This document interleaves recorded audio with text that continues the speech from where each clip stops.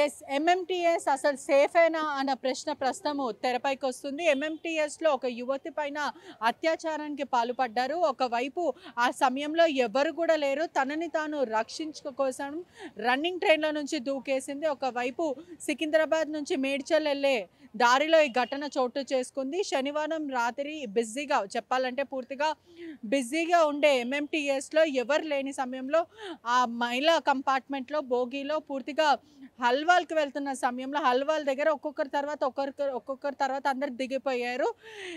ఎవ్వరు లేని సమయంలో ఒక దుండగుడు ఆ మహిళ కంపార్ట్మెంట్ లోపలికి దూరారు. ఆ తర్వాత మహిళని లైంగికంగా వేధించడానికి పాల్పడ్డాడు. ఆ తర్వాత అత్యాచారం చేయడానికి పాల్పడినప్పటికీ ఆ యువతి భయపడి ఆ తర్వాత తనను తాను కాపాడుకోవడానికి రక్షించుకోవడానికి ట్రైన్ నుంచి దూకేసిందని కూడా తెలుస్తుంది. మరోవైపు చూసుకుంటే 22 ఇయర్స్ మహిళ అని కూడా పూర్తిగా తెలుస్తుంది. అనంతపూర్కి సంబంధించిన కుటుంబ సభ్యులు వీళ్ళు.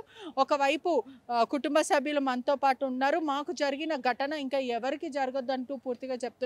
ఒకసారి మాట్లాడే ప్రయత్నం చేద్దాం. హలో అండి, అసలు ఏం జరిగింది ఈ ఘటన? ఎప్పుడు జరిగింది? ఏం జరిగింది? శనివారం నైట్ జరిగింది మేడం. నాకు 9 గంటల మధ్యలో కాల్ వచ్చింది మేడం. ఇలా అమ్మాయికి యాక్సిడెంట్ అయింది. ఎందుకు అలా అంటే కనుక్కున్నాను మేడం.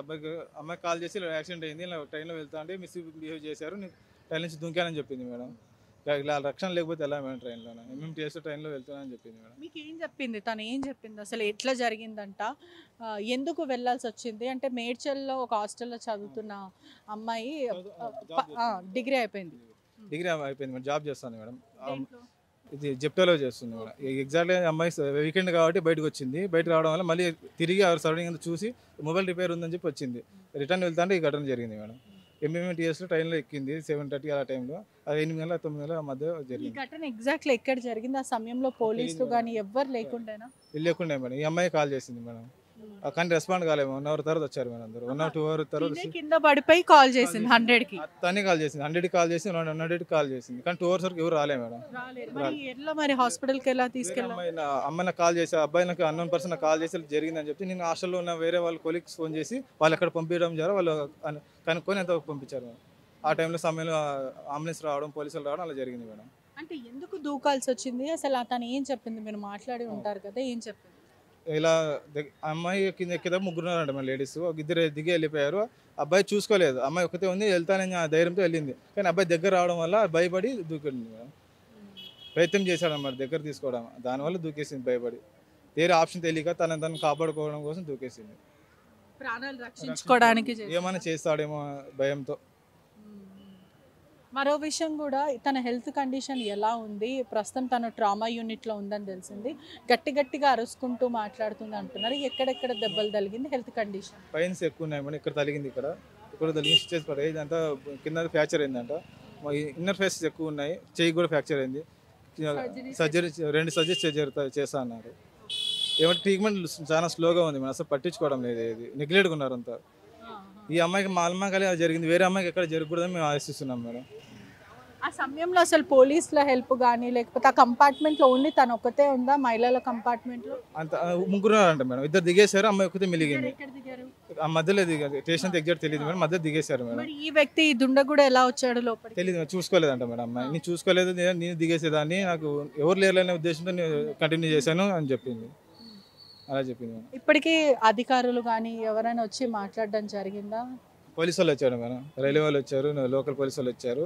అయినా ట్రీట్మెంట్ అలాగే ఉంది, నార్మల్గా చూస్తున్నారు మేడం. స్పెషల్గా ఏం చేయడం కానీ ఇక్కడ వేరే దగ్గర షిఫ్ట్ చేయడం కానీ అలా ఏం లేదు మేడం. ఏం లేదు మేడం. తను ఇప్పుడు మాట్లాడుతుందా? మాట్లాడే పొజిషన్ మాట్లాడే ఛాన్స్ రాలేదు. మొత్తం ఇక్కడంతా మొత్తం డ్యామేజ్ అయిపోయింది. పనులన్నీ ఊడిపోయాయి, కింద క్రాక్ వచ్చింది, పైన అన్నీ లేవు మేడం. కింద కూడా అల్లాడుతున్నాయి. మాట్లాడడం సరిగ్గా రావడం లేదు. చాలా సీరియస్గా ఉంది మేడం. మా కొరకు ట్రీట్మెంట్ బాగా అందించాలని కోరుకుంటున్నాను. ఏం చెప్తారమ్మా? అంటే ఇటువంటి ఘటన ఎవరికీ జరగకూడదు, అటువంటిది మీ కూతురికి ప్రతి నా బిడ్డ అయితేనేమి ఇంకొక బిడ్డ అయితేనేమి అంటే ఎవరికి జరగకూడదు.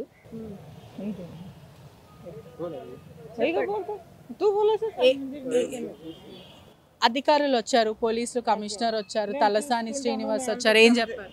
మేమంతా చూసుకుంటాము, అంత ట్రీట్మెంట్ మేమే చేస్తామని ఇప్పుడు చెప్తున్నారు అంతే. కానీ ఇక్కడ ట్రీట్మెంట్ మాత్రం ఫాస్ట్గా జరగట్లేదు. అలాగే ఉంది. వాళ్ళు ఉన్న వరకు బాగా చేసినారు, అన్నాక అంతే అదే లేదు అయిపోయింది. మీరు ప్రభుత్వం నుంచి ఏమైనా కోరుకుంటున్నారా? ఏదైనా సాయం అడుగుతారా? ఏంటి? ట్రీట్మెంట్ బాగా చేసి మా అమ్మాయి నార్మల్గా బయటకు వచ్చి చాలు మేడం. అదే మాకు చాలు. అంతకు మించి మీకేం లేదు. అసలు మేడం మా అమ్మాయి మాకు ఎలా నార్మల్ ఎలా వెళ్ళిందో అలాగే వచ్చి చాలు మేడం. ఏం చెప్తారు మీరు? ఇటువంటి దుర్ఘటన చాలా స్థానికంగా అందరినీ కలిసివేస్తుంది. ఏం చెప్తారు? ఏముంది ఇటు జరిగితే ఎట్లా కష్టం కదా. తండ్రి కూడా ఏం చెప్పలేని పరిస్థితిలో ఉన్నాడు. బయటికి పోయి చూపించుకునే శక్తి కూడా మాకు లేదు. ఇప్పుడు పోవాలని కానీ బయట హాస్పిటల్లో చూపించే సమతి లేదు. ఏమో ఇలా చేస్తే బాగుంటుంది అని మేము కోరుకుంటున్నాం. ఇక్కడ లేకపోయినా వేరే హాస్పిటల్ మల్టిపుల్ మంచి హాస్పిటల్లో జాయిన్ చేసి అమ్మాయికి క్యూర్ రిజల్ట్ చేసింది మేడం. వైద్య సాయం అడుగుతున్నారు మీరు ప్రస్తుతం? వైద్య సేవ మొత్తం అడుగుతున్నాం మేడం. అమ్మాయి క్యూర్ అయితే చాలు మేడం. మాకు డాక్టర్లు ఏమైనా చెప్తున్నారు? ఇక్కడ ఉన్న సూపరింటెండెంట్ కానీ ఎవరైనా ఏమైనా ప్రతి చెప్తున్నారు? ఒక్కరు అడుగుతుంటే అబ్జర్వేషన్ పెడుతున్నాం, చెప్తాం అంటున్నారు మేడం. అంతే అబ్జర్వేషన్ ఉన్న రైల్వే పోలీసుల నిర్లక్ష్యం ఉందని చెప్పొచ్చు. అది ఉంది మేడం, చాలా ఉంది మేడం. వాళ్ళది అంబులెన్స్ టైంకి రాకపోవడం, పోలీసులు కాల్ చేసినప్పటికీ కూడా రెస్పాండ్ అవ్వకపోవడం, మొత్తం హెల్త్ డిపార్ట్మెంట్ చాలా స్లోగా ఉంది మేడం. అమ్మాయి కాల్ చేసిన 2 hours వరకు రెస్పాండ్ కాకపోతే ఎలా మేడం? అలాగే ఆడే ప్రాణాలు పోయింటే ఎవరు రెస్పాన్సిబిలిటీ మేడం? అంటే తనంతలో తనే కాల్ చేసిందా మరి? ఫోన్ ఇక్కడ నుంచి అంటే యూజువల్లీ అంత స్పీడ్లో ఉంటుంది ఎంఎంటీఎస్.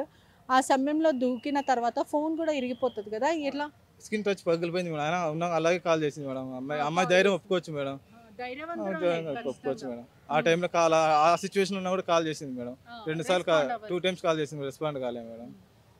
మీరు అడిగారా పోలీసులని? మరి మా అమ్మాయి పడిపోయింది, మా చెల్లెలు తను చావు బ్రతుకులో ఉన్న టైంలో కూడా మీకు కాల్ చేసింది, మీరు ఎందుకని స్పందించలేరని మీరు ప్రశ్నిస్తారు? చేసాం మేడం. ఏం ఉన్ని సైలెంట్ అన్నారు మేడం. ఏం వాళ్ళు చెప్పడం లేదు. చేస్తాము, మాకు ఇంకా లొకేషన్ తెలియలేదు, ఏదో సంథింగ్ వేరే రీజన్ చెప్తున్నారు మేడం. అంతే. అంటే ఇప్పుడు అమ్మాయిల భద్రతా విషయం అండి ఇక్కడ. అంటే మీ సిస్టర్ ప్రాణాలు, అదే కాకుండా అమ్మాయిల భద్రతా విషయం. ఎందుకంటే నిత్యం ఎంఎంటీఎస్లో చాలామంది వెళ్తూ ఉంటారు ప్రయాణికులందరూ.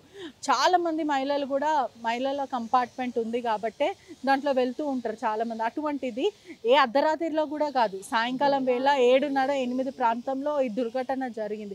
దాని మీద ఏం చెప్తారు మహిళల భద్రత కోసం? మహిళల భద్రత లేదు మేడం. ఆంధ్రప్రదేశ్ అని చాలా ఉంది కానీ తెలంగాణ నాకు తెలిసి లేదనుకుంటున్నాను మేడం. అందులో లేకపోవడం వల్లనే మా చెల్లెలకి ఇలా జరిగింది. వేరే వ్యక్తులు కాకుండా చూడాలని కోరుకుంటున్నాను మేడం. ఇదే సంఘటన వేరే వాళ్ళు కాకుండా ఉంటే మంచిగా బాగానే ఉంటుంది. ఎవరు ఆడపిల్ల అయితేనేమో అంతేనండి మేము కోరుకునేది. ఒక విధంగా చెప్పాలని ప్రభుత్వం రిలేషన్ ఒక వైపు మేడం. ప్రభుత్వం కానీ రైల్వే వాళ్ళ నెగ్లిజెన్సీ వల్లనే వాళ్ళ ఉందండి మేడం. ఇక్కడ సీసీ కెమెరా లేకపోవడము. సీసీ కెమెరా ఉందన్నారా? ఏం చెప్పారా? నిందితుడిని పట్టుకున్నారా? అసలు సర్చింగ్ లో ఉన్నామన్నారు చెప్పారు. కెమెరాలు ఉన్నాయి అక్కడ, ఉన్నాయని చెప్తున్నారు మేడం. పాపని చూపిస్తుండారు. పాప ఏం పైన గుర్తుపెట్టింది లేడీ అయినా పోలీసు కానిస్టేబుల్ వచ్చారు, అమ్మాయి ఫోటో చూపించారు, సబ్స్టేషన్ చూపించారు, గుర్తుపట్టింది. సర్చింగ్ లో ఉన్నామని చెప్తున్నారు మేడం. అంటే నిందితుడు ఎక్కడ పరారీ అయ్యాడేమన్నా చెప్పారా? లేదు మేడం, లేదు. సర్చింగ్ లో ఉంటున్నారు మేడం. పాపని అడుగుతున్నారు, ఈడేనా అని అడుగుతుందా అంతే. చెప్పారా? చెప్పింది ఈ అబ్బాయి అని చెప్పింది. చూస్తాం ఐడెంటిఫై చేశారు కానీ ఇప్పటివరకు నిందితుడిని పట్టుకోలేదు మేడం. ఒకటే మేము కోరుతున్నాం మేడం, దానికి ప్రాపర్ ట్రీట్మెంట్ ఉండి అమ్మాయి మెడికల్ పరంగా హెల్ప్ చేసి ఈ హాస్పిటల్ కాకపోయినా the best hospital, private hospital చేరిపోయాలని కోరుకుంటున్నాం. కుటుంబ సభ్యులు కూడా ఎంతో బాధపడుతున్న పరిస్థితి కనిపిస్తుంది. నిత్యం ఎంఎంటీఎస్లో రోజుకి వేలాది మంది ప్రయాణిస్తుంటారు. ఏ అర్ధరాత్రిలో కూడా కాదు, పూర్తిగా 7:30 నుంచి 8 మధ్యాహ్నం అంటే సాయంకాలం వేళ ఈ దుర్ఘటన చోటు చేసుకుంది. ఇప్పటికే చూసుకుంటే కూడా ఎంతో ఆవేదన వ్యక్తం చేస్తున్నారు. మాకు జరిగిన ఘటన ఇంకా ఎవరికి జరగకూడదు, మేము కేవలం అడిగేది ఎక్స్గ్రేషియా కూడా మేము అడగట్లేదు, కేవలం వైద్యం మాత్రమే మేము అడుగుతున్నాము. మంచి వైద్యం ఇవ్వండి. గాంధీ హాస్పిటల్లో కొంచెం నిర్లక్ష్యం వహిస్తున్నారు. ఇప్పటికే మహిళల పట్ల నిర్లక్ష్యం చాలా జరుగుతుంది. మరోవైపు తను చనిపోయే స్థితిలో ఉన్నప్పటికీ కూడా అక్కడ ఏదైతే ఎంఎంటీఎస్ ట్రైన్, ఆ స్పీడ్ ట్రైన్లో నుంచి తను దూకేసిన వెంటనే ఫోన్ కూడా అక్కడ పడిపోయింది. ఆ తర్వాత వెంటనే ఆ ఫోన్లో నుంచి పోలీస్ వాళ్ళకి, అంబులెన్స్ని కాల్ చేసినప్పటికీ కూడా 2 గంటలు అయినప్పటికీ కూడా వాళ్ళు నిర్లక్ష్యం వహించారు. ఎవరు కూడా తనని చేరుకోలేకపోయారు. ఆ తర్వాత స్థానికంగా ఉన్న వాళ్ళు కాల్ చేసి అంబులెన్స్కి కాల్ చేసిన వెంటనే అక్కడి నుంచి తనని ఇక్కడ తీసుకొచ్చారని తెలుస్తుంది. ఏదేమైనప్పటికీ కూడా రైల్వే పోలీసుల నిర్లక్ష్యం చాలా క్లియర్గా కనిపిస్తుంది. ఎందుకంటే నిత్యం ఎంఎంటీఎస్ అర్ధరాత్రి వేళ కాకుండా సాయంకాలం వేళ 7:30 ప్రాంతంలో ఆఫీస్ నుంచి మహిళలు తిరిగి వెళ్ళే సమయంలో ఈ దుర్ఘటన జరిగింది. మహిళల కంపార్ట్మెంట్లో ఇటువంటి తరచూ జరుగుతూ ఉన్నాయి. ఇప్పటికే ఆకతాయిలు గంజాయి కొట్టి డ్రగ్స్ సేవించి మద్యం మైకులో ఇటువంటివి పాల్పడుతుంటారు. మహిళల భోగి అంటే మహిళల కంపార్ట్మెంట్కి ఎక్కుతూ ఉంటారు. చాలా దురుసుగా అసభ్యంగా ప్రవర్తిస్తుంటారని గతంలో కూడా చాలామంది మహిళలు కంప్లైంట్ చేశారు. ఏదేమైనప్పటికీ కూడా రైల్వే పోలీసులు అంటే సికింద్రాబాద్ రైల్వే పోలీసుల నిర్లక్ష్యం, అదే కాకుండా గాంధీలో కూడా వైద్యం సరిగ్గా అందట్లేదు, మాకు భయం వేస్తుంది, ఒకటి మేము రిక్వెస్ట్ చేస్తున్నాము, దయచేసి మంచి వైద్యం ఇవ్వండి మా చెల్లెలకు, తను ఎలా వెళ్ళిందో అలా తిరిగి వస్తే మాకు దానికి మించి ఇంకా ఏది వద్దంటూ కూడా కుటుంబం ఎంతో కన్నీరు మున్నీరుగా వెలిపిస్తున్న సిచ్యువేషన్, ఎంతో ఆవేదన వ్యక్తం చేస్తున్నారు. ప్రపంచంలో ఏ మూల ఏ క్షణం ఏం జరుగుతుందో వేగంగా తెలుసుకోవడానికి తొలి వెలుగు వాట్సాప్ ఛానల్ని ఫాలో చేయండి.